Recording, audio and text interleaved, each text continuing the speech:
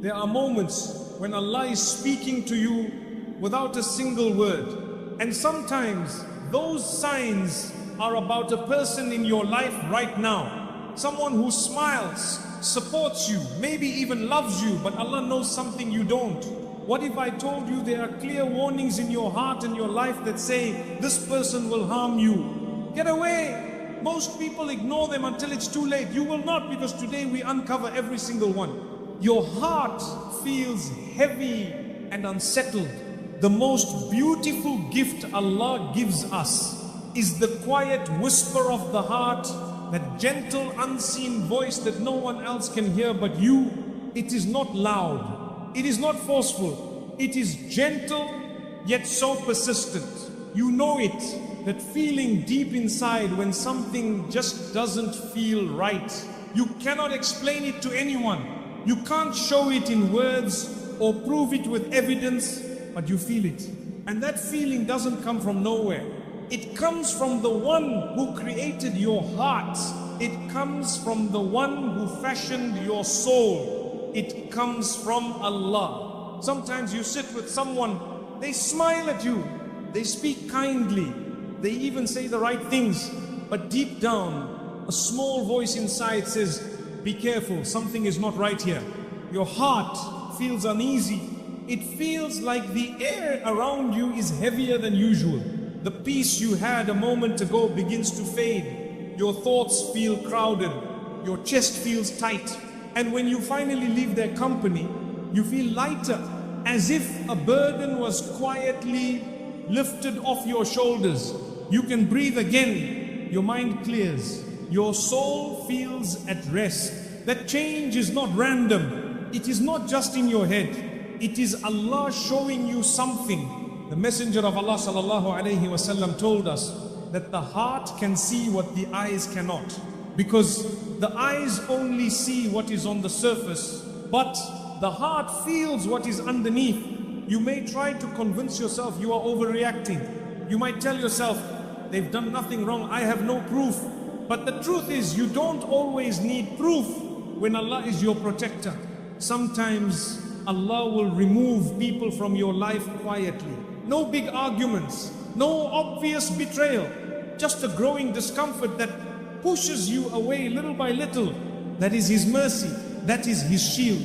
Allah says in the Quran, if they incline to peace, then incline to it also and rely upon Allah. Surah Al-Anfal 861. And when your heart does not incline to peace, when it refuses to settle, it is also telling you something. It's telling you that this place, this person, this connection is not bringing you the peace Allah promises.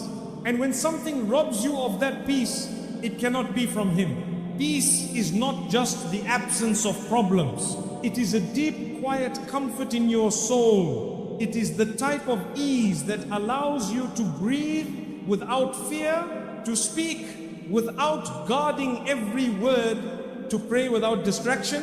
When you are with the right people, your heart feels safe. It opens like a flower in sunlight. It remembers Allah more easily. It feels encouraged to do good. But when you are with the wrong people, something inside begins to shrink. You laugh less, or you laugh in ways that feel empty.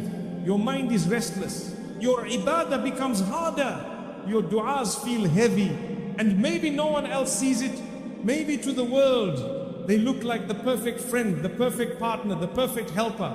But Allah has allowed you to feel something deeper, something hidden, because He wants to protect you. My dear brother, my dear sister, never dismiss these small alarms. They are often the first layer of Allah's protection. They come before the big warnings. They come before the clear danger. They come when Allah still wants to give you the chance to step back without harm. How many people have ignored that feeling and later said, I knew something was wrong, I felt it from the start, but I stayed? Do not let that be your story. When Allah warns you once, do not ask for Him to warn you twice. Sometimes your heart will whisper, this person's words are sweet, but their energy is bitter. This person's smile is bright, but their intentions are dark. This person's company feels warm now, but their path will lead you to coldness. It is hard to walk away when you have no reason. It is hard to explain to others why you are distancing yourself, but you do not need to explain when Allah understands. Do not be ashamed of protecting your heart. Do not be embarrassed about protecting your peace. Do not apologize for listening to the voice Allah placed within you. The dunya will tell you to ignore feelings, to be logical, to wait for visible proof. But faith teaches you to trust what Allah has placed inside you, especially when it aligns with His promise of peace. Peace is a gift, and Allah does not take it away without reason. So when your peace disappears in someone's presence, when your heart feels heavier after every meeting, when your dua feels harder after every conversation, pause, step back and say, Ya Allah, if this is your warning, let me understand it. If this is your protection, let me accept it. The Quran tells us that Allah is Al-Latif, the subtle. He protects us in ways we cannot see. He guides us gently, without force. And one of the softest, most beautiful ways He guides us is through the unease of our own hearts. This feeling may save you from betrayal. It may save you from a toxic relationship. It may save you from years of heartache. It may save your Iman. Some people pray for Allah to show them the truth, and He does not in visions, not in dreams, but in the simple heaviness of a moment. In the quiet restlessness after a meeting, in the sigh you breathe without knowing why. That is truth. That is protection. That is mercy. So the next time your heart feels unsettled, do not push it aside. Do not silence it. Do not cover it with excuses. Instead, pause and listen, because your heart may be hearing what your ears cannot. Your soul may be seeing what your eyes cannot. And Allah is always speaking to those who are willing to listen. They pull you away from your deen. There is something Allah has placed inside you that is more precious than all the wealth in this dunya. It cannot be bought. It cannot be stolen unless you hand it over. It is your Iman. It is your connection to Him. It is your Deen. This is not just a part of your life, it is your life. It is the rope between you and Jannah. It is the bridge between your short time here and your eternal home there. And sometimes, without you even noticing, certain people start loosening your grip on that rope. They don't come and cut it in front of you. They don't openly say, leave Allah, stop praying, stop believing. No, it is far more subtle than that. It begins small, a little delay here, a skip prayer there. I will read Quran tomorrow that never comes. You don't notice it at first, because they still smile, they still speak nicely, they might even use words of kindness, but slowly, very slowly, your heart changes. You used to pray as soon as the adhan was called. Now you wait. You used to feel joy when hearing the Quran. Now you feel distracted. You used to crave gatherings of dhikr and reminders. Now you think, maybe next week. It doesn't happen overnight. Shaitan doesn't work like that. He is patient. He will take you step by step until one day you look back and realize you are far from where you once stood. And here is the hardest part sometimes. The person pulling you away doesn't even mean to harm you. They may love you. They may care for you. They may think they are helping you enjoy life. But good intentions don't change harmful effects. If their company makes you remember Allah less, if their influence makes you delay your salah, if their presence makes haram seem smaller, then you are being pulled away from the very thing that gives you life. Allah warns us clearly in the Quran, O you who have believed, let not your wealth and your children divert you from the remembrance of Allah, and whoever does that, it is they who are the losers. Surah Al-Munafiqun 63:9. The verse mentions wealth and children, but it's not limited to them. It's about anything or anyone who diverts your heart from Allah. A friend can distract you more than gold. A companion can take more of your time than work. A person's laughter can drown out the adhan if you let it. And then the days pass and the weeks pass, and you begin to feel something changing inside. Your salah feels rushed, your dua feels empty, your tears in prayer dry up. The sweetness of faith feels far away, but you tell yourself it's just a phase. You tell yourself, I'll fix it later. You tell yourself, I can handle it. Until one day, you wake up and realize the version of you that once rushed to please Allah is now a distant memory. My dear brother, my dear sister, faith is not something we can store in a box and expect to stay fresh forever. It is like a plant. It needs watering, sunlight, protection. And the people around you, they are either feeding your Iman or starving it. If you sit with those who love Allah, your Iman will grow without you even trying. If you sit with those who forget Allah, your Iman will wither without you even noticing. The Prophet ﷺ said, a man follows the religion of his close friend. So each of you should consider whom he makes his close friend. But Abu Dawood, this is not just advice, it's a warning, because hearts are mirrors. We reflect what we are close to. If you walk with people running towards the akhirah, your steps will naturally follow them. If you walk with people chasing the dunya, they will pull you with them, even if you tell yourself you won't go too far. And this pull, it often feels harmless at first. You laugh more, you relax more, you tell yourself you are just enjoying life. But enjoyment that makes you forget the one who gave you life is not enjoyment. It is a slow, sweet poison. I have met people who said, I didn't realize how far I had gone until I couldn't feel salah anymore, until Quran felt like a stranger, until my heart felt empty. And when we traced their steps backwards, it began with the company they kept. It began with the voices they listened to. It began with the people they gave their time to. Shaitan knows he cannot make a believer leave faith overnight. So he works to surround you with those who make your faith feel less important. Those who plant small seeds of laziness. Those who tell you, don't be too extreme. Those who say, Allah will forgive everything. Just live your life. Yes, Allah is forgiving. Yes, He is merciful. But that mercy should make you rush to Him, not away from Him. If someone's presence makes you delay turning back to Allah, they are not a gift, they are a test. And here is the truth many don't like to hear. Sometimes you have to love someone from a distance to save both your soul and theirs. Sometimes stepping back is the most loving thing you can do, because it shows you care enough not to walk into harm together.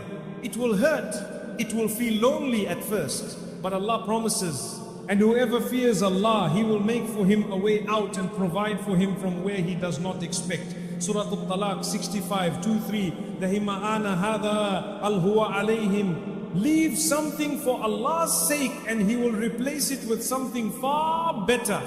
Better friends, better gatherings, better peace. So look at your circle. Who in your life makes you love Allah more? Who reminds you of the akhirah? Who helps you guard your salah? And who makes you forget? Who makes you delay? Who makes you feel that haram is not that bad? Don't hate them, don't curse them, but protect yourself.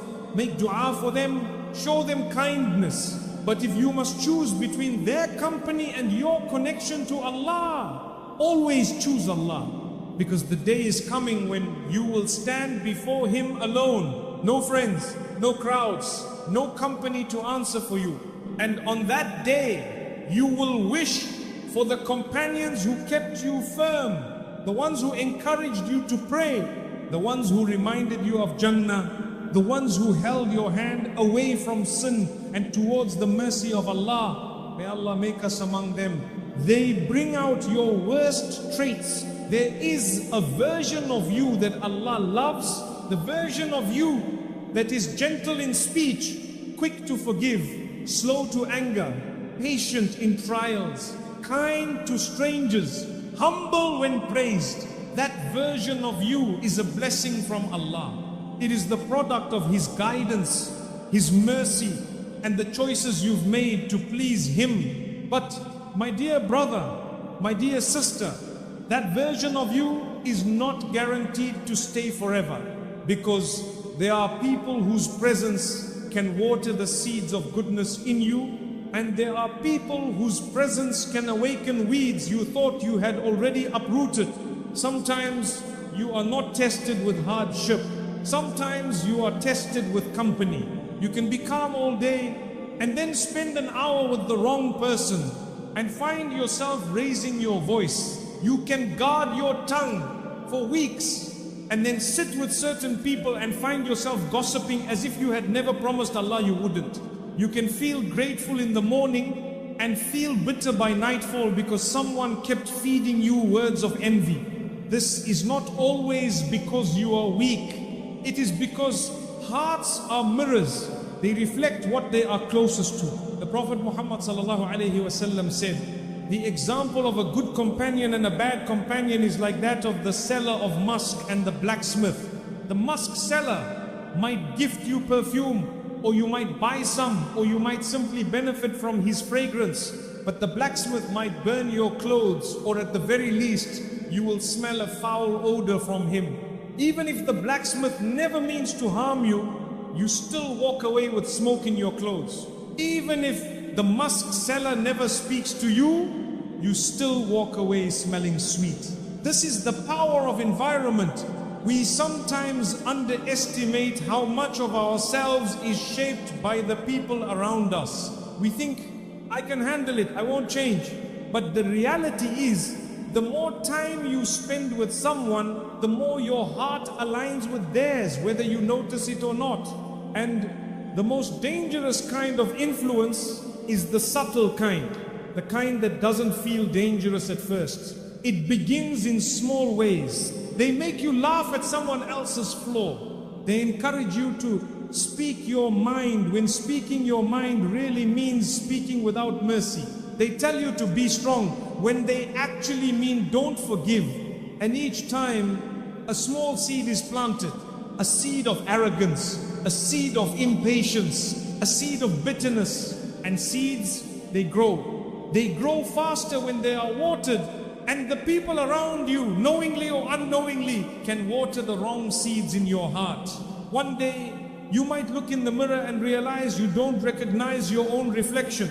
You speak sharper than you used to. You trust less. You complain more. You look for faults before you look for goodness. And it's not because your heart was always like this. It's because you allowed company into your life that made your worst traits feel normal. Allah warns us about this through the voice of regret in the Quran. Oh, woe to me. I wish I had not taken that one as a friend. He led me away from the remembrance after it had come to me. Surah Al-Furqan 25, 28, 29. This verse is not about one bad day. It's about the slow pull away from the person you were when you were closest to Allah. Sometimes Allah gives you the gift of noticing the change early. You feel heavier after conversations.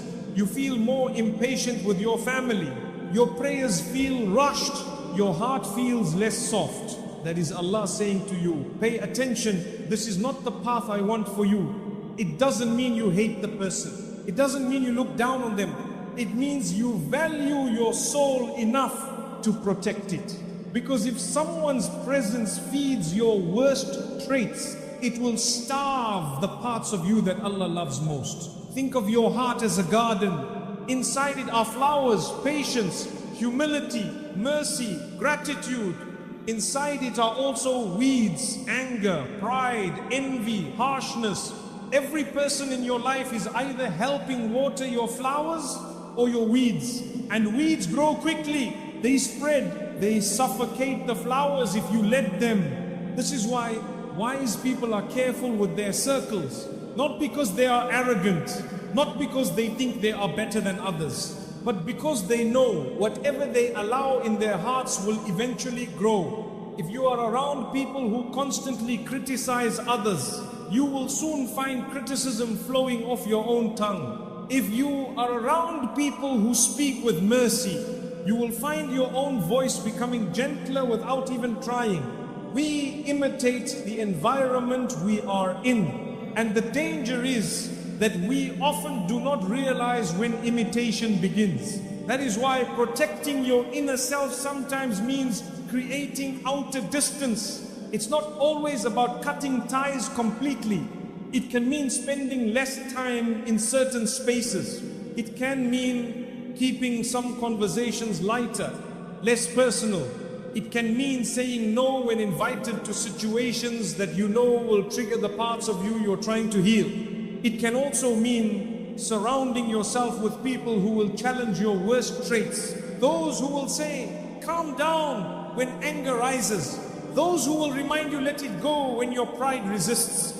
Those who will quietly guide you back to patience, forgiveness and humility. My dear brother, my dear sister, never trade the version of yourself that Allah loves for the comfort of blending in. Never bury your better self to keep company with those who prefer the worst in you, because on the day of judgment you will stand alone. Your friends will not answer for your words. Your circle will not carry your deeds. It will just be you, your character, and the one who sees it all. And when Allah looks at you on that day, let Him see the version of you that He guided, that He loved, that He nurtured. Guard that version. Protect it from environments that choke it. And if you must walk away to save it, walk away with dignity, with dua and with trust in Allah. Because whatever you give up for His sake, He will replace with something better in this world and in the next. Repeated obstacles arise in their presence. Sometimes Allah speaks to you without sound. No voice you can hear, no letter written in the sky. But He speaks through patterns, through things that keep happening again and again and again. You notice it even if you don't want to admit it. Every time you try to move forward with someone, something gets in the way. You plan, but the plan falls apart.